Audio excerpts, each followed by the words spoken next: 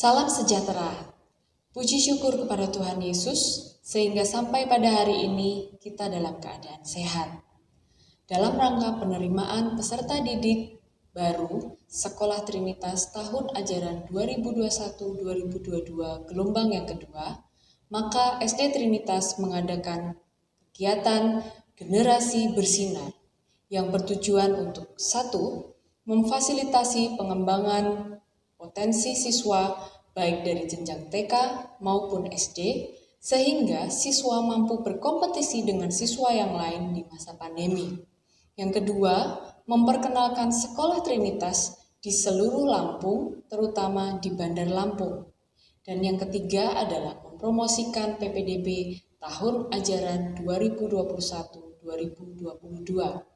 Oleh karena itu, kegiatan ini akan diawali dengan seminar siswa dan orang tua SD Trinitas, kemudian dilanjutkan dengan lomba-lomba, dan sebagai acara puncaknya akan diadakan pentas seni. Dan seluruh kegiatan ini dilakukan secara virtual. Dengan ini, saya membuka kegiatan Generasi Bersinar. Kiranya seluruh rangkaian kegiatan ini dapat berjalan dengan lancar, dan tujuan dari kegiatan ini dapat tercapai. Salam sehat, Tuhan Yesus memberkati.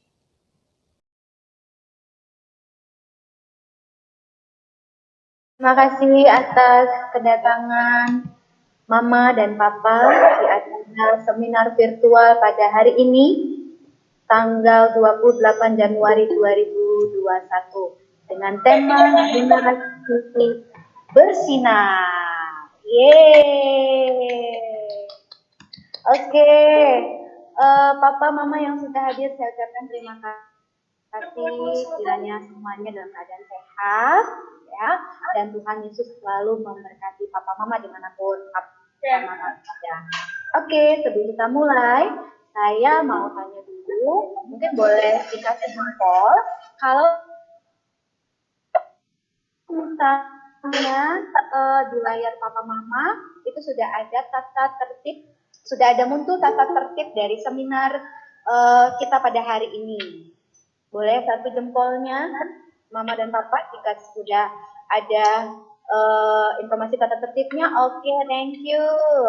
Oke, kalau gitu saya mau bacakan bagi Papa Mama yang mungkin layarnya ada sedikit bermasalah dengan jaringan karena hari ini ya luar biasa hujan mengguyur dari atas sana sampai ke Tanjung Garang. Tapi saya juga kurang tahu dengan keadaan yang ada di tempat Papa dan Mama saat ini berada. Oke, baik.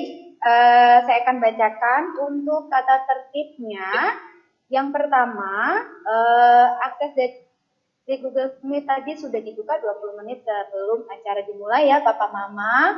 Kemudian ID-nya kalau misalnya memang belum sempat diubah, nggak apa-apa ya, harusnya memang nama orang tua atau wali siswa, sehingga nanti ketika ada sesi tanya jawab maka saya bisa bertanya orang tua dari siapa, siswanya namanya siapa, kelasnya berapa gitu. Tapi kalau memang belum, tidak apa-apa. Oke, yang ketiga, peserta yang mendapatkan akses Google Meet ini harus berpakaian sopan dan berperilaku sopan saat meeting dilaksanakan. Jadi saya semua sudah pernah mengikuti acara-acara di Google Meet dimanapun keberadaannya ya Papa Mama. Jadi saya rasa kita sudah paham sekali untuk mengawali semua harus di-mute. Jika ada sesi tanya jawab, saya akan membuka waktu untuk unmute dari perangkat Papa Mama, kemudian bertanya. Tapi yang bertanya adalah yang chat yang ada di Google Meet. uh, pada hari ini. Kemudian yang selanjutnya adalah nanti kalau ketik-ketik yang ingin ditanyakan, berarti ketik tanya, kemudian nama siswanya boleh, nama orang tua dari siswa siapa. Dan saya akan menyampaikan kepada narasumber nanti pertanyaannya, kemudian langsung dijawab oleh narasumber karena waktunya terbatas. Nah, jika meeting ini berlangsung karena jaringannya kurang baik dan terputus, maka saya harapkan untuk join kembali ke dalam meeting pada hari ini ya, Mama Bapak. Oke?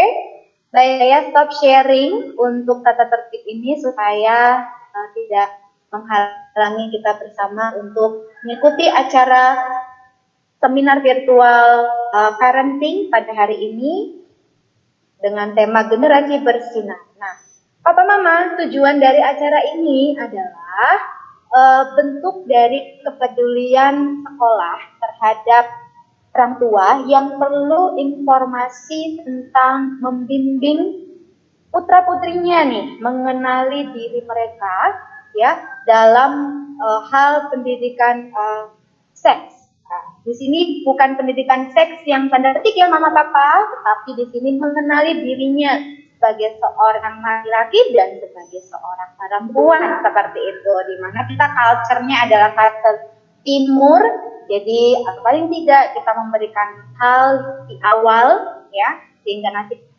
ketika jenjang lebih tinggi mereka paham, mereka tahu apa yang harus mereka lakukan, apa yang mereka harus siapkan. Nah, narasumber kita pada hari ini akan menjelaskannya seperti itu.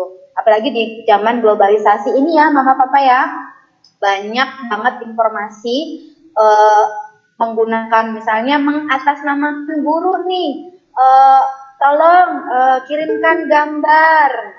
Kirimkan gambarnya yang apa dulu gitu ya, yang buka ini, buka itu, dan lain sebagainya. Nah, tanpa disadari, tanpa informasi yang baik dan juga ketidakterbukaannya orang tua dengan anak, nah kadang-kadang itulah yang membuat galau anak-anak zaman sekarang untuk menginformasikan atau mengeksploitasi diri mereka tanpa ada batasan-batasan tertentu seperti itu. Pemateri kita hari ini luar biasa. Selamat datang Miss Roma Pakpahan, SPSI, Sarjana Psikologi, yang lahir pada tanggal 12 Oktober 1983. Nah, beliau bertugas sebagai Guru Bimbingan Konseling Sekolah Trintas Bandar Lampung. Hai Miss Roma. Hai. Halo Miss Roma. Ya, halo. Hai. Hai Mama Papa. Halo Miss Roma. Hai. Hai. Memita. Apakah suara saya terdengar? Oke. Kalau begitu kita lanjut saja Mama dan Papa ya. Tidak usah panjang-panjang lebar, kita mulai dengan berdoa.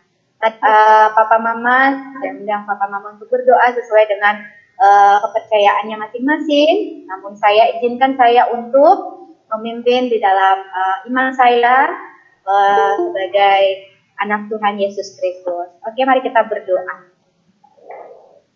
Bapa kami yang di surga, Bapa yang kami kenal dalam nama Tuhan Yesus Kristus, terima kasih Tuhan, hari ini kami boleh berkumpul secara virtual di acara kami seminar parenting virtual tanggal 28 Januari 2021 ini. Tuhan terima kasih, kami yakin dan percaya bahwa ini bukanlah satu hal yang kebetulan, tetapi Tuhan punya maksud dan tujuan agar kami dipersiapkan, agar kami dimampukan untuk menjadi orang tua yang bisa membimbing anak-anak kami melewati hari-harinya di zaman yang sangat global ini ya Tuhan.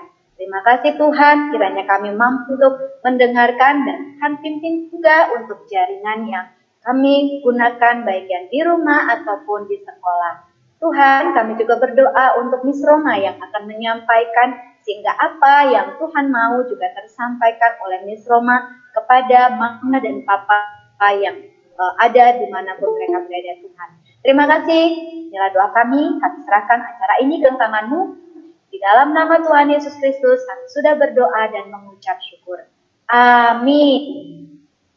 Oke, Papa Mama, saya persilakan kepada Miss Roma Pakpahan untuk menyampaikan informasi kepada Mama Papa yang ada di rumah. Silakan Miss Roma. Oke, terima kasih Memnita. Oh ya, sebelumnya saya mau tanya, apakah suara saya sudah terdengar? Suara saya sudah terdengar kah? Jelas, Miss.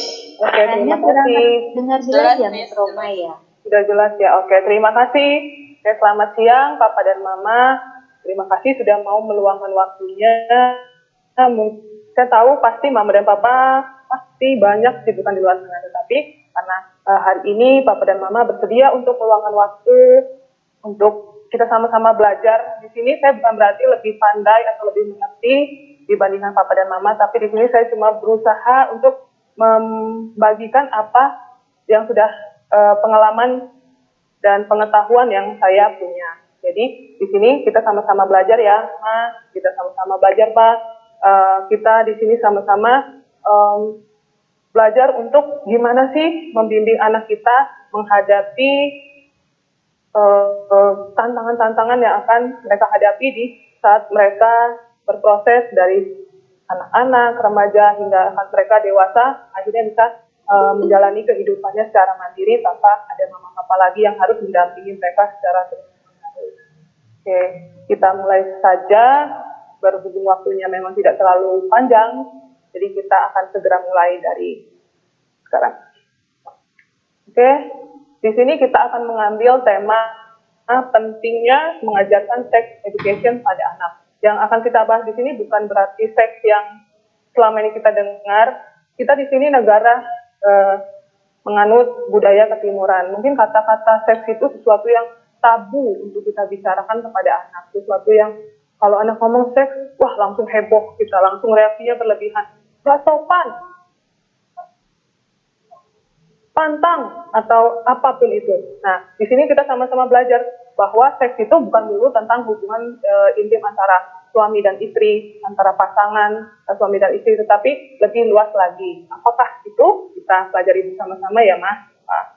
Nah, di sini tujuannya apa sih dari pendidikan seks ini atau sex education ini? Tujuannya itu agar anak mendapatkan pengetahuan seputar organ seksual dan bagaimana perawatannya, serta hak terhadap otoritas tubuh masing-masing anak. Jadi kita mengajarkan apa yang harus mereka pahami tentang seputar organ seksualnya dan bagaimana sih cara merawatnya dan hak atas tubuh mereka. Jadi kita akan pelajari lebih lanjut ya. Nih, ada beberapa tahapan-tahapan dalam mengajarkan pendidikan seks pada anak. Kalau untuk bayi, itu kita lebih ke pengenalan anggota tubuh. Misalnya ada mata, ada telinga, dan lain sebagainya. Kalau untuk balita, kita akan mengajarkan cara menjaga diri. Bagaimana sih mereka harus menjaga diri mereka. Lalu yang pra-remaja, bagaimana pengenalan fase pubertas. Jadi pra-remaja itu kita mempersiapkan mereka menghadapi yang namanya fase pubertas. Lalu di masa remaja kita lebih menekankan pada tanggung jawab seksual. Nah, kita akan bahas satu persatu. Di tahap bayi kita akan mengajarkan mereka untuk pengenalan anggota tubuh. Seperti yang saya sebutkan dari awal, kita akan mengajarkan mereka tentang anggota tubuh yang ada di tubuh mereka, misalnya mata, hidung. Mungkin selama ini kita hanya mengajarkan mata, hidung, sesuatu yang dilihat saja. Tapi ada hal penting yang kita sering lewatkan karena menurut kita itu sesuatu yang tabu, sesuatu yang tidak harus dibicarakan, apalagi kepada anak-anak. Nah, di sini dikatakan bahwa menurut Lydia M. Bauer, seorang pendidik seks, bagian tubuh adalah bagian tubuh. Ia menekankan bahwa penis dan vagina bukanlah kata-kata buruk. Orang tua harus merasa nyaman untuk menggunakan istilah-istilah ini kepada anak. Jadi, gunakanlah istilah yang sebenarnya untuk penis, vagina, payudara, dan anus seperti bagian tubuh lainnya, yaitu siku, mata, lutut, hidung, dan lain sebagainya. Jadi, pertama-tama kita sebagai orang tua itu harus dulu menanamkan bahwa kita harus menggunakan kata-kata yang seharusnya. Kita menamakan anggota tubuh yang seharusnya. Kita nggak perlu menggunakan kata-kata yang mungkin di keluarga masing-masing ada yang penyebutan untuk penis apa, untuk vagina apa. Nah, di sini ditekankan bahwa semua itu adalah anggota tubuh. Jadi nggak ada bedanya antara mata dengan alat kelamin. Jadi kita ajarkan ke anak-anak untuk mengatakan yang sebenarnya. Kalau ya penis, vagina ya vagina. Ya, itu bukanlah kata-kata yang buruk, bukan kata-kata yang tidak baik. Karena memang secara ilmiah pun kedua kata tersebut selalu digunakan dalam pelajaran atau dalam ilmu pengetahuan atau dalam ilmu kedokteran. Kata-kata itu selalu digunakan. Jadi nggak ada istilah-istilah, misalnya penis kita menyebutnya burung, misalnya, atau vagina kita menyebutnya kerang, payudara kita sebutnya gunung. Kan anak-anak jadi bingung seperti itu. Nah, itu untuk di tahap fase bayi, tahap perkembangan bayi. Jadi kita lebih penekanan kepada pengenalan anggota tubuhnya anak kita. Jadi intinya di sini kita harus ingat bahwa alat kelamin adalah bagian dari tubuh dan itu bukan kata-kata yang buruk. Jadi gunakanlah apa yang seharusnya kita sebutkan, pemakaian nama yang tepat. Jadi jangan dipakai untuk istilah-istilah yang selama ini kita gunakan sehari-hari. Di sini dikatakan, mengapa sih anak itu perlu diajarkan untuk menyebut nama alat kelamin dengan benar? Mungkin kita dengarnya anak ngomong vagina, penis, kok nggak sopan ya? Tapi ingat, itu kedua kata tersebut adalah kata-kata yang memang secara ilmiah digunakan, secara kedokteran digunakan. Jadi memang itu kata-kata yang seharusnya. Dan kalau memang mama papa mau lihat di kamus bahasa Indonesia pun ada kata tersebut gitu. Dan itu memang lazim, memang harus kita ajarkan kepada anak-anak. Nah, kenapa kita harus ajarkan anak-anak menyebut alat kelaminnya dengan benar untuk menghindari bias istilah. Misalnya nih, mama papa mengajarkan anak-anak menyebut alat kelamin perempuan, misalnya vagina kita sebut dengan kerang, lalu yang laki-laki kita sebut dengan burung. Anak-anak bingung. Nanti ketika mereka mengenal hewan burung, kok burung mah? Bukannya burung itu untuk pipis ya mah? Atau loh kok kerang mah? Kerang itu kan juga untuk pipis. Jadi mereka mengalami kebingungan. Jadi ada bias istilah. Jadi gunakanlah kata yang seharusnya supaya anak-anak tidak bingung ketika mereka mengenal kata misalnya yang tadi yang saya sebutkan, kayak burung, itu kan hewan. Kenapa? Saya berarti sih hewan dong mah, atau kok saya ada burung mah? Pokoknya bingung anak-anak. Jadi gunakanlah kata-kata yang seharusnya. Nah, lalu untuk mempermudah transisi sex education di masa mereka pubertas nanti. Jadi ketika anak-anak sudah mengenal nama-nama tersebut, sudah nggak asing lagi di telinga mereka, ketika mereka menghadapi masa remaja, orang tua mengajarkan tentang misalnya mempelajari hal-hal kayak mimpi masa, menstruasi, dan lain sebagainya yang memang harus mereka ketahui, ya itu nggak sesuatu yang kayak porno, tabu, nggak sopan, itu enggak. Jadi mereka sudah terbiasa, hal tersebut adalah memang sesuatu yang harus saya ketahui, sesuatu yang baik, bukan hal yang buruk. Jadi mereka pun nanti ketika sudah waktunya, mereka akan membicarakannya kepada kita tuh nggak takut-takut, nggak malu-malu gitu. Karena ketika mereka malu-malu, ketika mereka takut-takut, mereka akan mencari ke media yang lain. Bahaya justru. Lebih baik kita sebagai orang tua yang pertama, sebagai informasi pertama, pemberi informasi yang pertama dari anak. Jangan sampai anak mencari misalnya di internet, cari atau tanya ke teman, itu membahayakan. Karena mereka takut bertanya kepada orang yang lebih dewasa. Wah, nanti dimarahin mama nih. Wah, nanti kata papa, resepan. Itu kan porno gitu, atau apa gitu.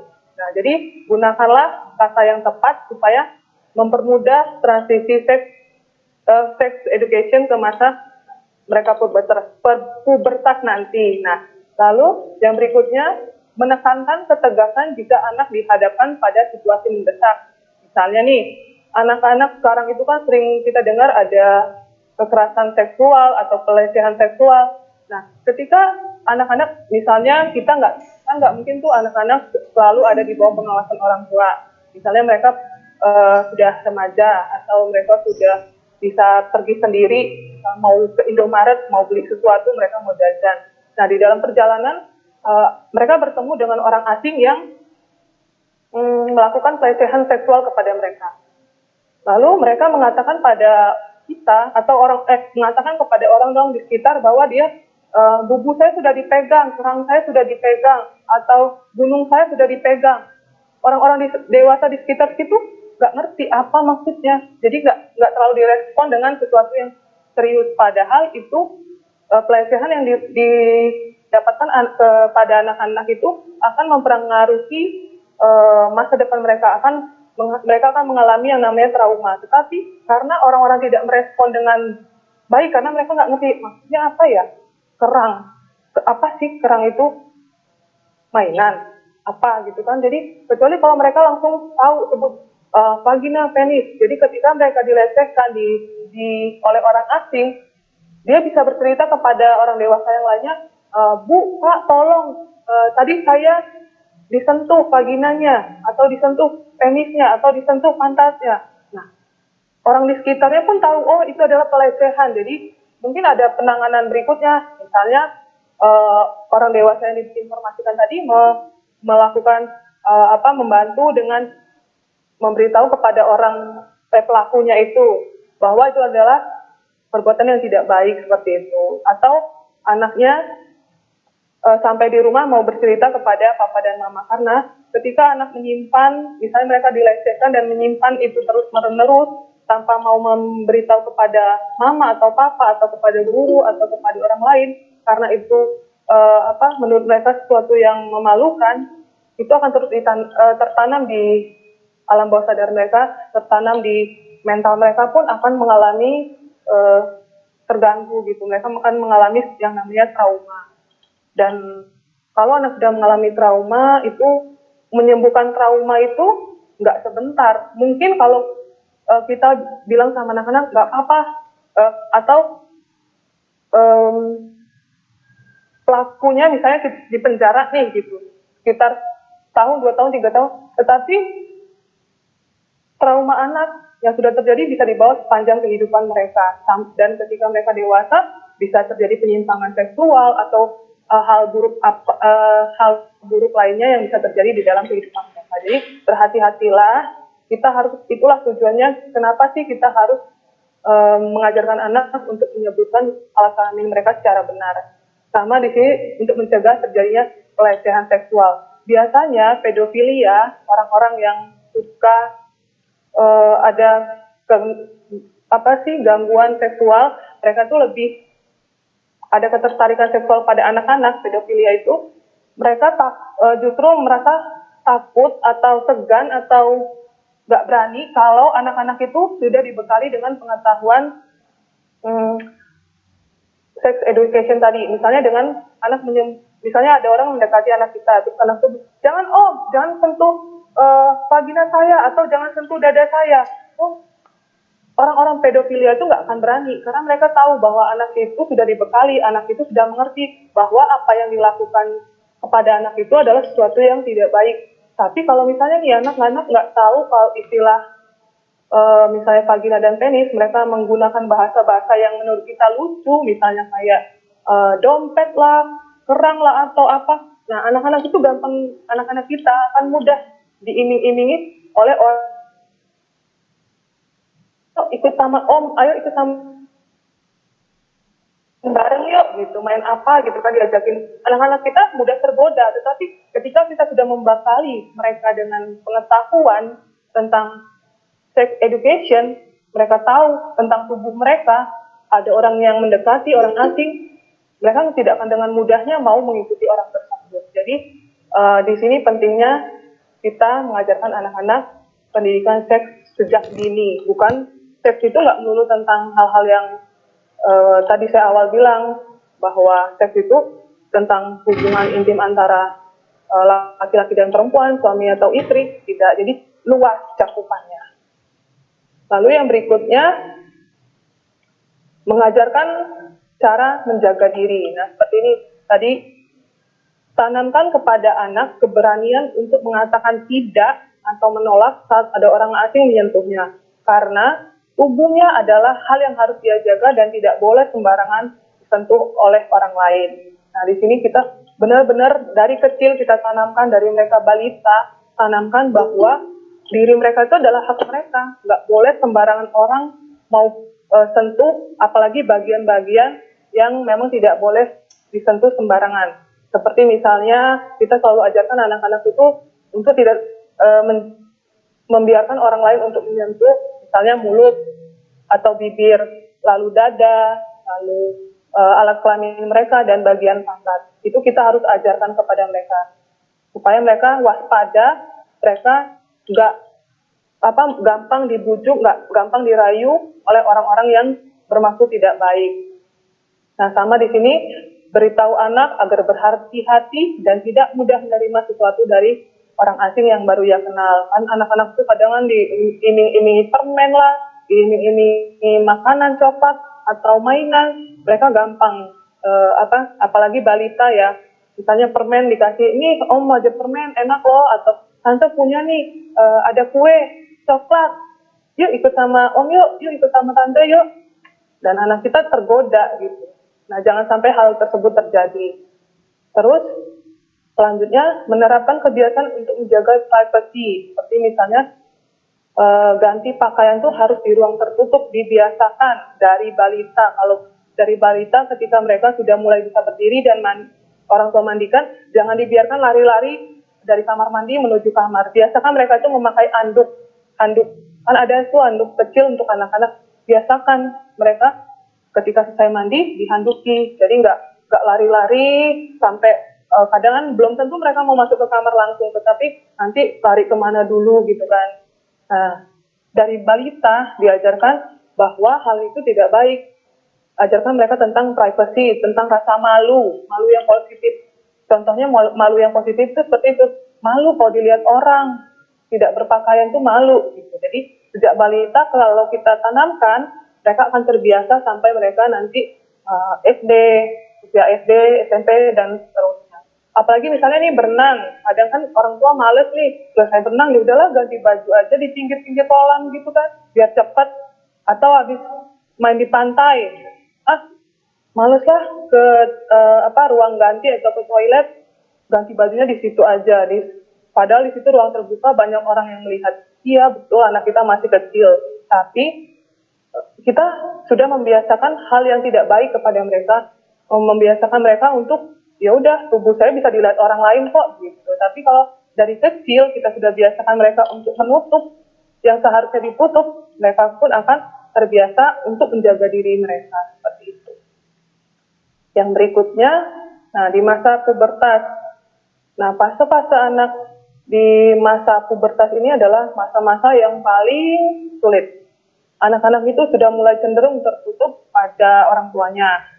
Nah, tapi di saat itu mereka pun mulai tumbuh rasa penasaran dan mulai tumbuh rasa cinta atau rasa suka kepada lawan jenisnya. Yang perempuan tuh mulai senang berdandan, yang laki-laki sudah mulai suka-sukaan sama temannya, mulai kalau sekolah itu harus rambutnya dipakai misalnya gel supaya keren gitu kan. Kalau yang perempuannya sudah mulai kalau pergi-pergi pakai baju harus yang cantik, sepatunya yang harus matching, ya seperti itu. Jadi mereka sudah mulai tumbuh gimana sih supaya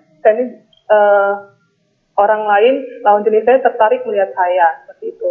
Nah, disinilah saat-saatnya orang tua itu justru ketika anak semakin tertutup dari orang tua justru semakin mendekati anak, harus semakin terbuka kepada anak. Terbuka bukan berarti kita kepo sama anak, mau anaknya ngapain diikuti, anaknya apa ditanyain, enggak. Mereka nggak suka kalau kita selalu seakan-akan membuntuti, selalu diselidiki, enggak. Cara mendekatinya ya kita seperti berteman dengan mereka, anggap mereka sebagai teman kita bagaimana, dan mereka bisa nyaman kepada kita saat mereka curhat. Misalnya mereka curhat tentang, "Mas, aku suka loh sama temen aku yang namanya Boni." Wah, langsung mamanya reaksinya heboh, marah-marah. "Nggak boleh, masih kecil, sekolah." jangan seperti itu. Reaksinya jangan berlebihan, tanya dulu sama anaknya. Maksudnya pacaran itu apa ya? Mungkin maksud anaknya itu ya sekedar duduk barengan sama temannya, dia nyaman dengan temannya, itu menurut dia pacaran. Oh, ternyata maksudnya pacaran itu seperti itu, bukan seperti yang kita bayangkan pacaran yang kita tahu selama ini. Karena pikiran kita antara anak, misalnya bahasa pacaran nih, kata pacaran menurut anak-anak dengan orang dewasa itu jauh berbeda. Ini sama mereka cuma temenan, main-main bareng, dibilang pacaran karena mereka nggak paham maksudnya itu apa gitu. Lalu nanti ketika mereka sudah mulai remaja, masuk masa pubertas, orang tua pun perlu menjelaskan bahwa ada yang tubuh mereka itu akan mengalami suatu perubahan. Misalnya yang perempuan akan mengalami yang namanya menstruasi, yang laki-laki akan mengalami mimpi basah, lalu tubuhnya yang perempuan payudaranya mulai membesar dan lain sebagainya. Itu harus diinformasikan kepada anak kita. Jangan sampai anak kita mencari sumber-sumber yang tidak seharusnya mereka dapatkan gitu. Ya kalau mereka mendapatkannya dari orang yang tepat, misalnya dari guru, mereka ada guru yang mereka percaya dan mereka bertanya, ya nggak apa-apa. Tapi kalau ternyata mereka carinya dari internet atau dari temannya, wah, justru itu sesuatu yang negatif yang akan mereka dapatkan. Karena internet sekarang itu kan banyak informasi, kalau kita nggak saring, anak-anak itu akan mendapatkan hal-hal yang negatif, justru mereka akan mendapatkan gambar-gambar yang seharusnya mereka tidak dapatkan. Gambar-gambar yang hanya dikhususkan untuk orang dewasa. Nah, jadi orang tua lah harus sebagai sumber pertama. Kalau bisa sumber pertama anak-anak mendapatkan informasi seputar seks tadi. Jadi mereka nggak penasaran. Tapi intinya orang tua harus ini dulu, harus tanamkan bahwa seks itu nggak tabu. Jadi ketika mereka membahas sesuatu yang berhubungan dengan seks kepada kita orang tuanya, ya mereka nyaman-nyaman aja, kayak cuma cerita, ma tadi aku jatuh loh, ma tadi aku main sama teman. Jadi sesuatu yang ya udah biasa aja gitu, nggak sesuatu yang kalau mau cerita ke mama kayak mana ya, aduh takut kayak gitu, enggak. Tapi sesuatu yang wajar untuk diobrolkan dengan orang tuanya. Oke, yang berikutnya, nah di sini nanti kita di jenjang yang lebih tinggi kita mengajarkan tanggung jawab seksual. Nah, pada fase ini anak justru semakin tertutup dari orang tuanya. Mereka rasa ingin tahunya pun semakin tinggi. Nah, di fase ini mereka akan mencari jati dirinya. Nah, itu lagi-lagi tugas orang tua adalah membantu anak mendapatkan informasi yang tepat. Jangan sampai anak mendapatkan dari media yang lain. Nah, di sini juga dijelaskan tentang bahayanya seks bebas. Biasanya umur remaja itu udah mulai memasuki kelas 3 SMP, SMA, itu kita sudah mulai ajarkan apa itu kehamilan, bahayanya seperti apa, kehamilan di usia muda itu bahayanya seperti apa kita ajarkan. Kita ajarkan juga tentang penyakit kelamin, bahwa kalau kita melakukan seks bebas, nggak cuma bagi perempuan, mungkin kaum perempuan akan mengalami yang namanya kehamilan. Nah, tapi untuk selain itu ada juga kayak penyakit kelamin yang membahayakan kita juga, bahkan bisa merenggut nyawa kita. Jadi benar-benar tugas orang tua itu berat, tapi kita sebagai orang tua harus tetap ya semangat, jangan menyerah. Aduh, gimana ya nanti anak saya seperti ini, enggak. Kita andalkan Tuhan juga dalam proses kita mendampingi anak kita, mengantarkan anak kita, mendampingi mereka, menjalani proses demi proses dalam kehidupan mereka. Mungkin di zaman kita dulu, di zaman saya dulu, waktu kecil, saya nggak pernah ngobrol memang sama orang tua saya tentang menstruasi itu apa. Saya kaget waktu itu, kenapa tiba-tiba vagina saya berdarah. Tapi saya nggak berani mau cerita sama mama saya, karena di keluarga saya tuh, ya tadi, seks itu sesuatu yang tabu. Saya mau nanya, bawaannya jadi takut. Akhirnya saya cuma diem aja, saya nangis. Saya bingung mau ngapain. Nah, saya nggak mau hal tersebut terjadi di anak-anak kita nanti. Jadi, terbukalah untuk membahas sesuatu yang penting. Karena, kan apalagi kalau misalnya anak perempuan nih, mengalami menstruasi pertamanya. Bingung kan? Gimana ini? cara memakai pembalut aja saya nggak ngerti waktu itu. Jadi akhirnya saya tanya ke sepupu saya yang sudah lebih besar. Nah, puji Tuhannya saya tanya ke kakak saya, sepupu. Jadi kan dia lebih tahu. Gimana kalau saya menanyakan ke teman saya, akhirnya dibawa, mending teman saya ngerti, akhirnya disesatkan atau yang lainnya mendapatkan informasi yang negatif. Nah, itulah pentingnya kita terbuka kepada anak kita untuk membahas hal-hal yang berhubungan dengan seks tadi.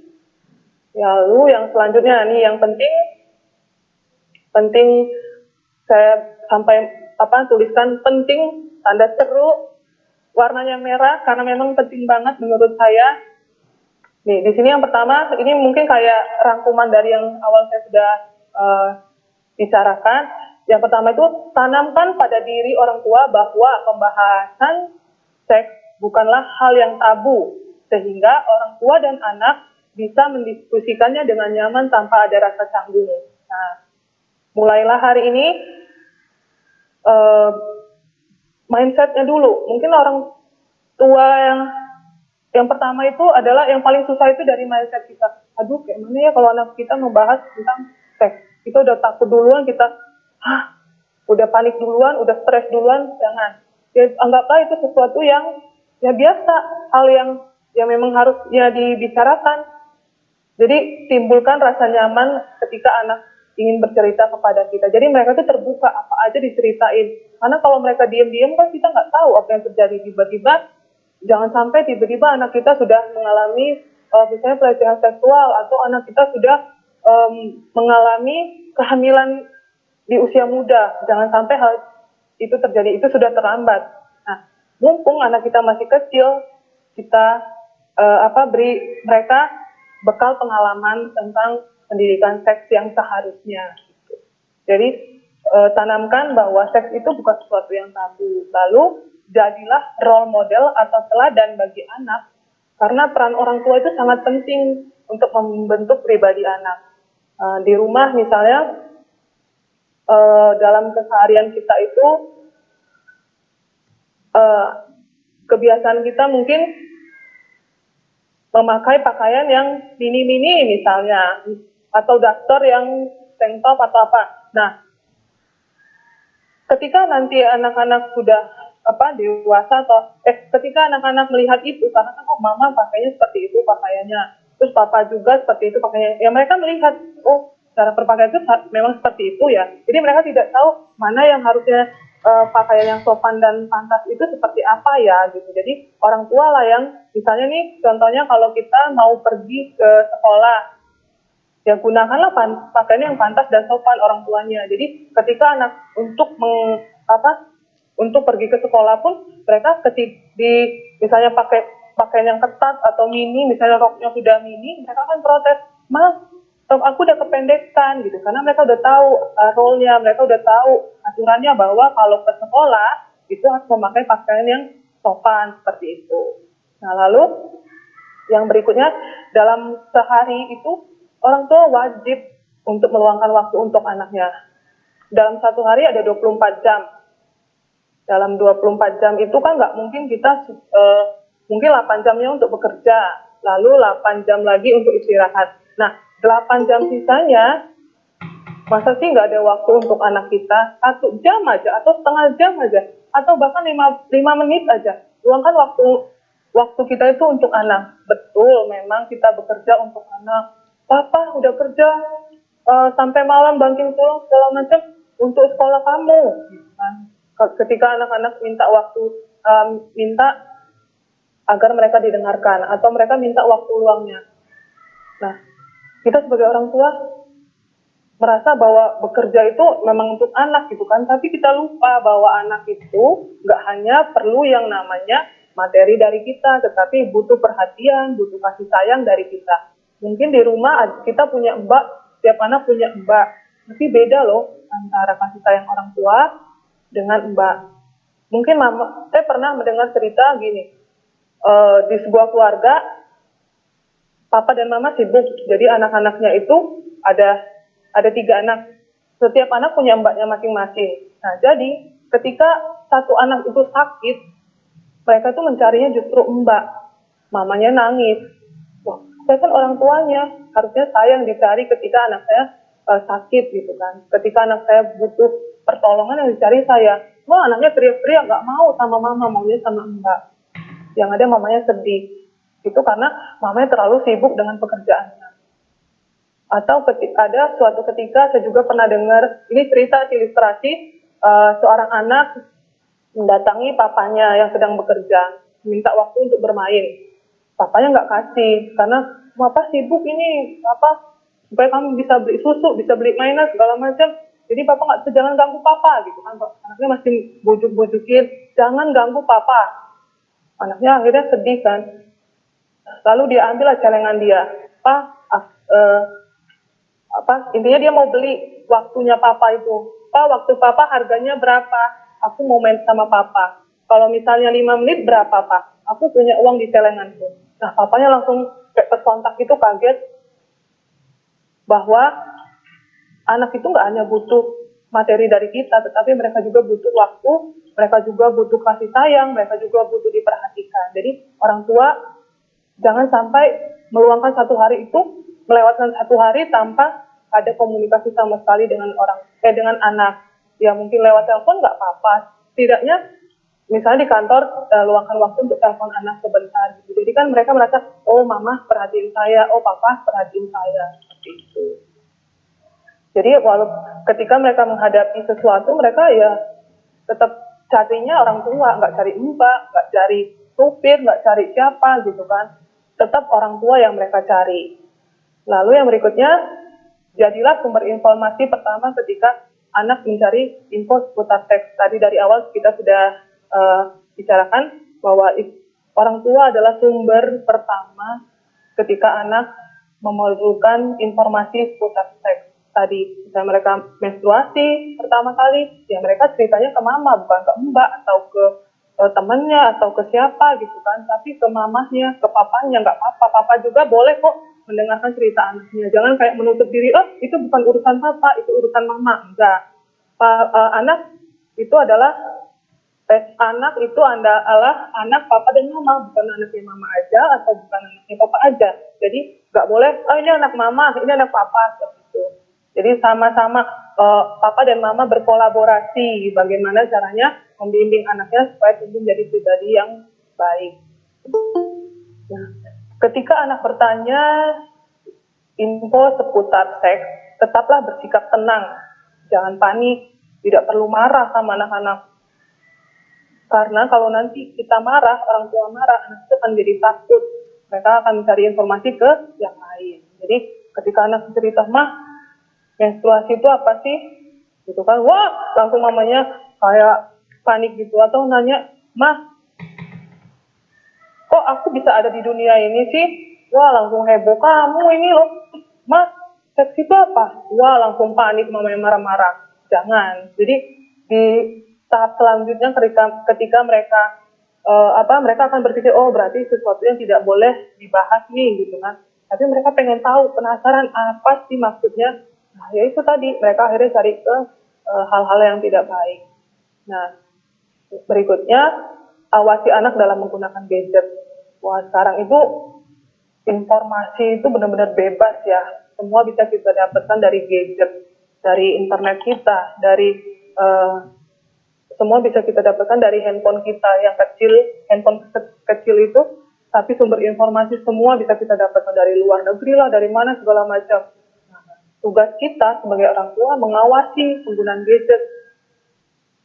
Lihat apa sih yang anak-anak buka, apa sih yang anak-anak cari melalui gadgetnya itu. Kalau bisa, apalagi untuk anak-anak yang masih balita, SD itu, pakailah yang lebih aman. Misalnya mereka biasa buka YouTube nih, YouTube-nya YouTube Kids di settingnya, jangan YouTube yang untuk umum. Karena ketika mereka misalnya main nih, mau cari tontonannya misalnya Upin Ipin misalnya. Nah, tetapi ketika proses mereka mencari Upin Ipin ini, mereka itu akan diberikan iklan-iklan yang tidak baik, yang seharusnya mereka belum mereka dapatkan seperti itu. Atau mereka mau cari game-game apa gitu kan. Tetapi karena kita anak-anak itu dibiarkan memakai layanan YouTube yang untuk umum, akan mendapatkan gambar-gambar atau video-video yang seharusnya mereka nggak dapatkan. Jadi saran saya sih supaya aman anak itu berinternet, gunakan YouTube Kids itu sih. Nah lalu yang berikutnya, belajar itu adalah proses sepanjang hayat. Jadi orang tua harus mengupgrade diri. Jadi ketika anggap-anggap orang tua itu adalah kamusnya anak. Kalau anak butuh, atau orang tua itu adalah Google-nya anak. Ketika anak butuh informasi apa, papa mama bisa jawab. Ketika anak butuh informasi tentang itu, orang tua bisa jawab. Jadi kita sebagai orang tua tetap harus mengupgrade diri. Kita nggak boleh kayak, udahlah sudah waktunya cukup belajar itu nggak berarti harus baca buku yang itu enggak. Dari handphone mama papa pun mama papa bisa belajar banyak kok tips parenting yang bisa kita lihat di gadget kita seperti itu. Yang berikutnya, pendidikan agama dan moral merupakan hal terpenting. Penting banget kita tanamkan pendidikan agama sama moral kepada anak kita. Karena inilah yang akan menjaga mereka, inilah yang akan menjadi benteng mereka ketika mereka di dewasa nanti. Jadi perlu banget yang namanya pendidikan agama dan moral ditanamkan kepada mereka. Membiasakan mereka untuk bisa yang kecil masih sekolah minggu, atau yang remaja sudah mulai ikut apa gitu. Di rumah juga dibiasakan untuk membaca kitab suci, misalnya ada waktu saat teduh bersama, seperti itu. Nah, edukasi formal mungkin didapatkan di sekolah. Pasti ada edukasi formal. Tapi memberi contoh dalam kehidupan sehari-hari di rumah jauh lebih penting dibanding teori yang didapat di sekolah. Betul, di sekolah pasti akan dapat teori-teori macam-macam. Tapi yang paling penting itu adalah contoh langsung dari papa mama tadi. Role modelnya itu papa dan mama. Pada akhirnya orang tua yang harus memberikan contoh perilaku yang sesuai dengan ajaran agama dan moral kepada anak kita. Nah, di sini ada beberapa firman Tuhan yang bisa menjadi kayak penguatan buat kita sebagai orang tua. Di sini harus dari Ulangan 6 ayat 7, haruslah engkau mengajarkan berulang-ulang kepada anakmu dan membicarakannya apabila engkau duduk di rumahmu, apabila engkau sedang dalam perjalanan, apabila engkau berbaring, dan apabila engkau bangun. Maksudnya itu, ya jangan bosan-bosannya kita mau memberikan pengetahuan kepada anak kita dimanapun, apapun kondisinya, kita harus mau membagikan sesuatu yang baik kepada anak-anak kita. Terus di sini di Amsal 22 ayat 6, didiklah orang muda menurut jalan yang patut baginya, maka pada masa tuanya dia pun tidak akan menyimpang daripada jalan itu. Nah, itu tadi pendidikan moral, pendidikan agama, kalau sudah ditanamkan, itu akan menjadi bekal mereka supaya kelak menjadi anak-anak yang takut akan Tuhan, anak-anak yang patuh pada orang tua. Oke, terima kasih. Itu aja yang bisa saya sharingkan kepada papa dan mama di sini. Tuhan memberkati. Semoga apa yang saya sampaikan tadi bisa bermanfaat ya buat mama dan papa untuk mendampingi anak-anaknya. Terima kasih. Terima kasih, Miss. Sama-sama. Ya, Miss, Tuhan berkati. Ya, terima kasih Miss Roma. Terima kasih Mama. Luar biasa. Kita beri tepuk tangan dari masing-masing tempat mama di sana. Thank you, Miss Roma. Oke, semangat untuk kita mama-mama ya. Dan juga mungkin ada papa di sini yang sudah hadir. Kiranya Miss Roma pelayanannya Tuhan Yesus terus berkati dan terus membawa anak-anak mengarah kepada hal yang lebih baik lagi dan menjadi generasi yang bersinar. Yeay. Oke, kini tiba saatnya karena waktunya cukup sempit. Kita mungkin diusahakan selesai jam 1 siang. Jadi kita buka satu sesi untuk pertanyaan, untuk mungkin 2 atau 3, maksimal 3 pertanyaan. Boleh di chat dulu pertanyaannya apa, dari siapa. Nanti akan saya bacakan. Bisa langsung dijawab oleh Miss Roma. Oke, saya kasih waktu sama Mama Papa, boleh 1 menit. Kalau misalnya pertanyaannya memang kira-kira sama, maka saya akan membuat kesimpulan saja ya. Jadi 1 pertanyaan sehingga waktu bisa tepat selesainya gitu. 1 menit saja cukup ya. Silakan Mama dan Papa untuk chat. Boleh Kalau diberikan. langsung bicara boleh nggak ya, misalnya lagi bawa mobil ke bank? Oke, kenapa Ma? Oh, oke. Jadi belum bisa chat ya Ma ya? Aku langsung ngomong tanya gitu bisa, Miss? Ya, boleh. Ya, siang Miss Roma. Oke, Miss mau selamat tanya kan siang. kalau ya shalom. Miss mau tanya kalau misalnya someday nanti anak-anak bertanya gimana aku kok bisa lahir ya ke dunia ini, itu penjelasannya bagaimana ya Miss ya? Makasih Miss. Oke, thank you. Saya tampung dulu ya Ma. Sambil kita lihat dari mama-mama yang lain bisa langsung di chat aja. Iya. Thank you Mbak Mita. Sama-sama Ma. Tadi dari Mama Lince, Mama dari James kelas 5 ya. Oke, mungkin dari Mama yang lain.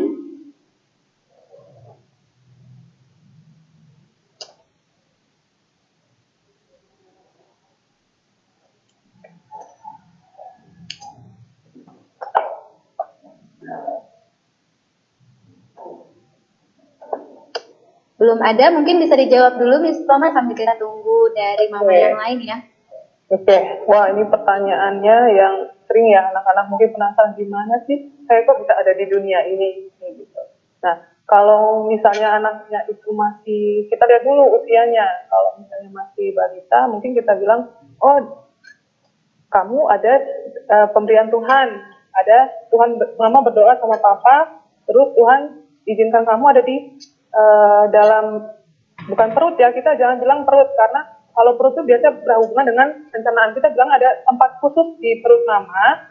Nah, kamu akan tumbuh di situ dari kecil, seperti, atau kalian orang tua bisa bilang seperti tanaman, ajak anak untuk menanam dari biji, akhirnya jadi tumbuh besar. Nah, itu prosesnya. Jadi di dalam perut mama itu ada proses dari kecil. Nah, dari kalian kecil, nanti akhirnya membesar, dan ketika waktu yang tiba, kalian akan anak-anak akan keluar dari vagina mama, nggak apa-apa menyebutkan seperti itu. Nah, tapi ketika itu untuk yang balita, tapi kalau mereka sudah mulai besar, sudah mulai ngerti, di sekolah sudah mendapatkan pelajaran tentang, biasanya IPA itu udah dipelajari tentang reproduksi misalnya, kita bisa bilang aja sama anak, kalau di dalam perut mama itu ada proses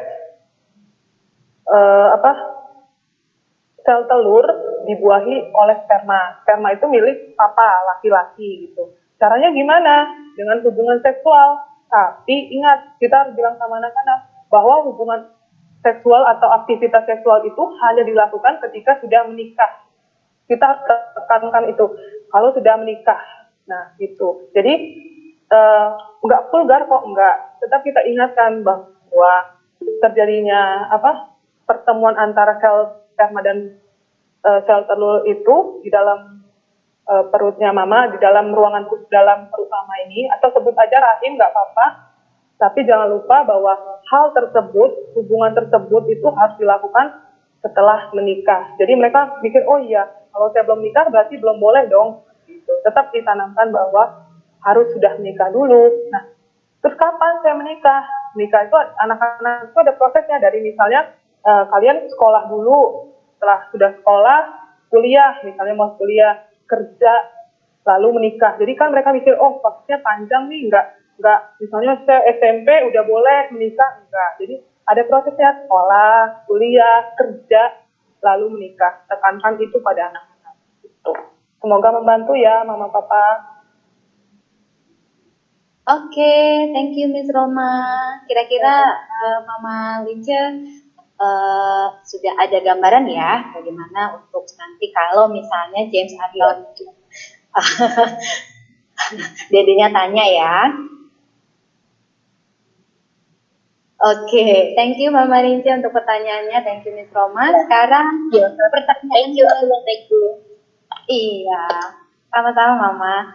Selanjutnya, oke, sudah ada 3 pertanyaan di chat kita. Jadi mohon maaf, Mama Papa yang lainnya yang belum chat, nanti boleh kok pertanyaan-pertanyaan ini ditampung di wali kelas ya Miss Roma ya. Dan mungkin nanti akan kita sharekan di YouTube atau mungkin di grup orang tua untuk jawaban-jawabannya. Terima kasih. Saya bacakan untuk yang pertama, pertanyaan kedua. Mau tanya Miss Roma dari Mama Elis, ini Mama Vika dan Samantha kelas 3 dan 4. Batas usia berapa anak saya jika papanya tidur gitu ya, nemenin tidur, terus sambil baringan di ranjang di samping anaknya. Jadi sampai batas usia berapa sih? Itu pertanyaannya. Untuk Mama Elis boleh langsung dijawab saja. Oke, terima kasih Mama Elis. Oke, mungkin kita saking sayangnya sama anak ya, pengen terus mendampingi anak kita, kalaupun sampai tidur anak baru kita tinggal gitu. Ya kalau nggak ada tuh sebenarnya umur idealnya nggak ada, tapi sebaiknya memang kalau anak itu sudah mulai memasuki usia SD, sebaiknya mereka itu dipisahkan tidurnya dari orang tua, dan jadi mereka udah mulai terbiasa, karena kan takutnya mereka, kita kan sebagai orang tua tuh nggak tahu kita pikir anak kita tidur, tiba-tiba nih ada kejadian misalnya misalnya berhubungan seks terus anak kebangun gitu kan, dan mereka melihat hal yang tidak saatnya mereka lihat, itu tidak baik untuk pertumbuhan mereka. Nah, jadi sebisa mungkin mereka itu segera dipisahkan dari orang tua. Nah, tapi kalau memang mereka udah punya kamar sendiri nih, kalau mereka memang kelas 1 udah mulai berani tidur sendiri, ya nggak apa-apa, ditemenin dulu sama mama, sama papa, ganti-gantian gitu. Ya kalau menurut saya sih, idealnya itu di kelas 4 itu udah nggak usah ditemenin lagi sambil berbaring, nggak perlu, karena mereka ya sudah umur kelas 4 itu sudah mulai terlihat perubahan-perubahan fisiknya seperti itu. Jadi kita sudah mulai menanamkan bahwa mereka itu laki-laki, mereka perempuan dan laki-laki itu ya nggak bisa bersama-sama gitu kalau belum menikah, walaupun itu orang tua sendiri, karena tadi tubuh itu milik mereka, jadi nggak, ya mereka berhak atas tubuh mereka gitu. Jadi kadang kan kita tepok-tepok lah anak kita gitu kan, jadi ya jangan gitu, di usia SD kelas 4 itu udah mulai kita biasakan mereka untuk tidur sendiri tanpa perlu didampingi lagi sama orang tua. Oke, terima kasih Miss Roma. Terima kasih Mama Elis. Saya lanjut untuk pertanyaan ketiga dari Mama Renal. Oke, Miss, saya Heni, Mama Renal kelas 6. Apakah kalau anak bertanya seputar dirinya, perubahan penis ya, terutama karena Renal adalah seorang putra, kepada mama yang dia rasa nyaman, padahal anak kita laki-laki itu tetap mama yang respon atau disarankan ke papanya? Seperti itu. Oke, terima kasih Mama Renal. Nah, kalau saran saya, nggak apa-apa Mama dulu. Berarti kan karena umumnya anak-anak itu memang lebih dekat, ada hubungan emosionalnya itu lebih dekat ke Mama ya. Jadi apa Mama cerita apa yang Mama ketahui, lalu untuk lebih jelasnya lagi boleh kok cerita sama Papa gitu. Jadi kayak Mama dengerin dulu nih, Mama dengerin terus Mama arahin ke Papa gitu, supaya, karena kan Papa dan Mama itu berbeda, karena Renal kan laki-laki, Papa laki-laki, jadi sama gitu kan. Maksudnya biar anak-anak itu nggak tumbuh dulu loh kepercayaan diri anak-anak, tumbuh dulu trustnya anak-anak kepada orang tuanya. Jadi siapapun yang duluan diceritanya ya nggak apa-apa gitu. Kalau berikutnya memang informasinya kurang, bisa ke misalnya tadi kalau yang perempuan lebih senang cerita ke papa dulu, ya nggak apa-apa, papa terima dulu nih informasinya, lalu coba cerita sama mama gitu. Jadi nggak apa-apa, tumbuhin dulu trustnya anak-anak ke orang tuanya. Itu yang lebih penting, karena nanti itu baru pertanyaan yang sedikit, maka yang sederhana, belum lagi nanti macam-macam mereka, apalagi kalau sudah remaja, gitu. Mereka udah mulai mengenal narkoba, minuman keras, riset dan lain sebagainya. Jadi tanamkan dulu trustnya ke kita orang tua. Gak apa-apa setelah itu diarahkan ke misalnya papa, pertanyaan itu berhubungan dengan papa, ya ke papa, ke mama, pertanyaan berhubungan ke mama, ya kita tanya ke mama. Seperti itu. Oke, terima kasih, semoga membantu. Terima kasih Mama Rena.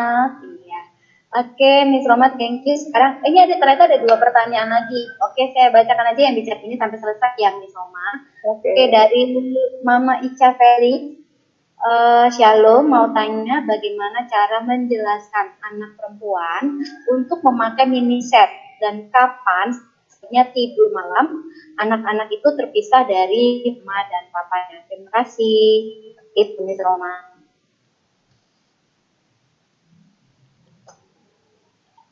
Saya ulangi ya. Oke, saya ulangi. Cara menjelaskan anak perempuan memakai mini set. Cara menjelaskannya bagaimana dan kapan. Sebaiknya tidur malam itu terpisah antara anak-anak dengan orang tuanya. Terima kasih. Oh, aku jelas ya. Oke, silakan Miss Roma. Oke, ya yang tadi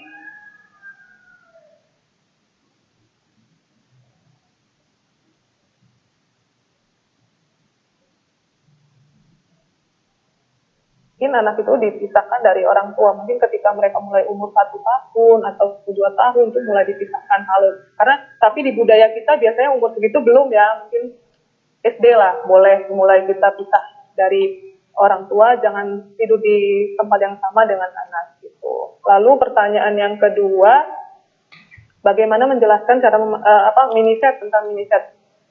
Kan kita sebagai orang tua bisa lihat perubahan fisik di anak kita. Mungkin misalnya payudaranya sudah mulai mengalami pertumbuhan. Di saat itulah kita sudah mulai mengajarkan anak bahwa harus dipakai supaya apa? Supaya tetap sehat payudaranya gitu, atau supaya nggak malu seperti itu. Karena tadi kita juga harus tanamkan rasa malu, tapi malu yang positif, yang privacy tadi kan. Karena kalau kita nggak, anak-anak kan kadang suka main-main atau pakai seragam sekolah tuh putih kan, kadang nggak pakai, misalnya nggak pakai kaos dalam. Terus kalau dia nggak pakai kaos dalam, nggak pakai mini set, pasti kelihatan dong ini payudaranya sudah mengalami pertumbuhan. Nah, di saat itulah kita bilang sama anak-anak, wah malu, sudah waktunya kamu pakai namanya mini set. Kalau mama memakai namanya bra, seperti itu boleh dijelaskan. Tujuannya ya awalnya sih supaya nggak malu dulu aja, karena mereka oh iya berani biar nggak malu ya. Oke, thank you Mama Ica Felix dan juga Miss Roma. Satu lagi dari Mas Eri Hanjuyani.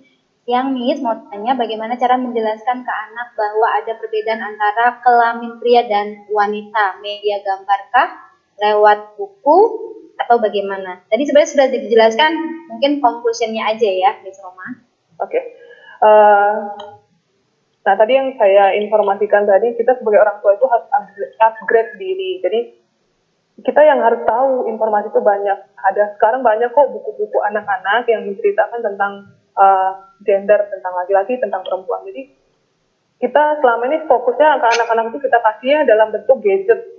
Kita kasih dalam bentuk mainan, tapi kita lupa bahwa anak-anak itu butuh pengetahuan. Jadi salah satu sumber pengetahuan itu ya dari buku.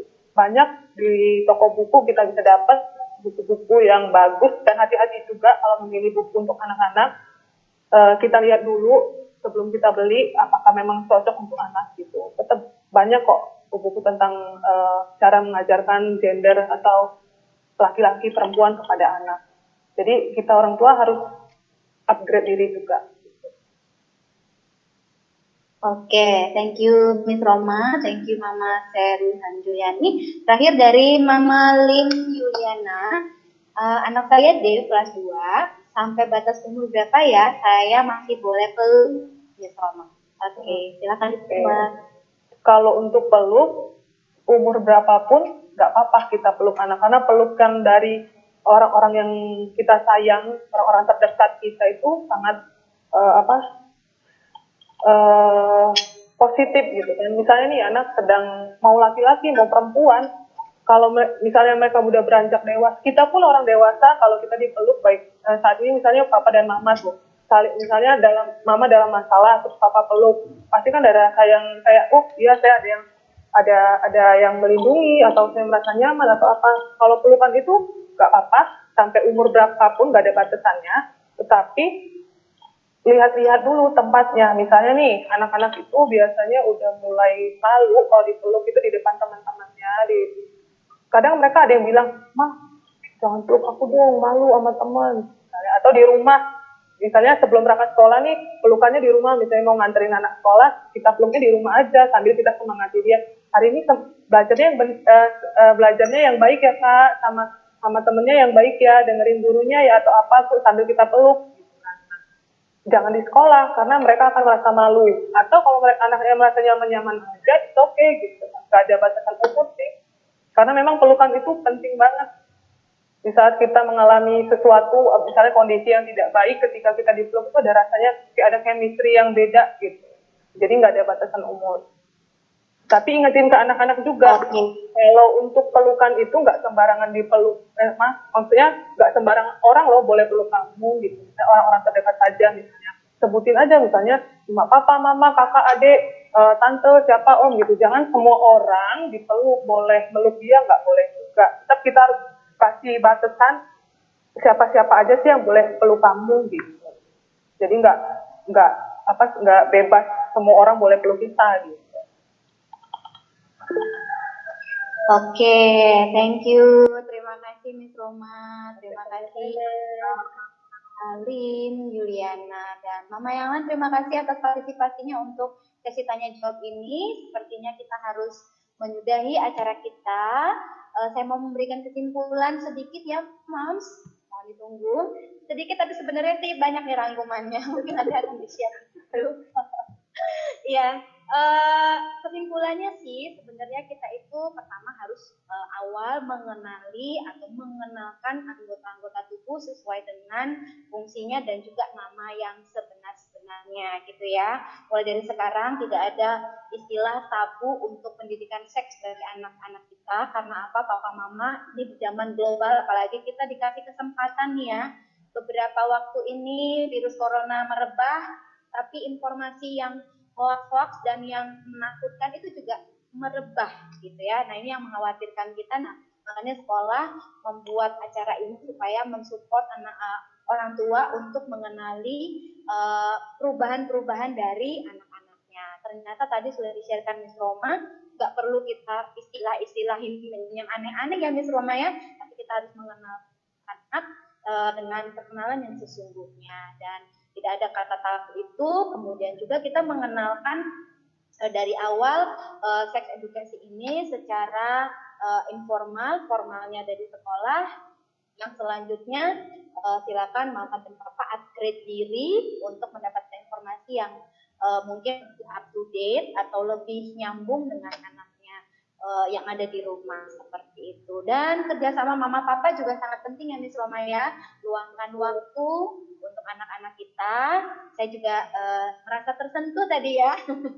Itu memang betul ketika kita capek dan lain sebagainya, udah mungkin lagi rebah-rebahan, lagi sudah selesai melakukan kegiatan di rumah gitu ya atau di luar rumah, mari kita berikan waktu untuk anak. Itu saja kesimpulannya Miss Roma. Thank you untuk seluruh panitia dan kegiatan ini Mama tidak hanya sampai di sini. Ini juga kegiatannya akan berlanjut sampai di bulan Maret, tapi dengan aktivitas-aktivitas yang lainnya. Thank you semua teman-teman guru, dewan guru, kepala sekolah, dan juga moms. Tetap semangat, jaga kesehatan. Oke, Tuhan Yesus memberkati. Mari kita tutup di dalam doa. Bapa kami yang di surga, Bapa yang kami kenal dalam nama Tuhan Yesus Kristus, terima kasih atas segala berkat yang Kau berikan kepada kami, kesempatan pada hari ini untuk kami berkumpul bersama dengan orang tua didik kami ya Tuhan, anak-anak juga anak kami secara virtual mendapatkan informasi yang luar biasa dari Miss Roma. Terima kasih Tuhan, biarlah ini berkenan di hadapan-Mu dan menjadi informasi yang penting bagi kami orang tua menghadapi anak-anak yang semakin hari semakin bertumbuh dan semakin hari juga semakin banyak hal yang terjadi yang mengkhawatirkan kami sebagai orang tua. Pimpin kami Tuhan, bimbing kami ya Bapa, sehingga kami bisa berkenan membimbing anak-anak ini sesuai dengan firman-Mu. Terima kasih Tuhan Yesus, kiranya Engkau memberkati para orang tua kami yang mungkin sedang bekerja atau melakukan aktivitas lain. Pimpin kami juga panitia dan guru-guru di sekolah ini Tuhan, biarlah kami jauh daripada hal-hal yang tidak berkenan di hadapan-Mu Tuhan Yesus, terutama di dalam pendidikan seks untuk anak-anak di rumah ini. Yesus. Terima kasih Bapak, sertai kami dalam kegiatan kami selanjutnya. Di dalam nama Tuhan Yesus Kristus, kami sudah berdoa dan mau mengucap syukur. Haleluya, amin. Terima kasih, Mom. See you. Terima kasih. Thank you. Ya.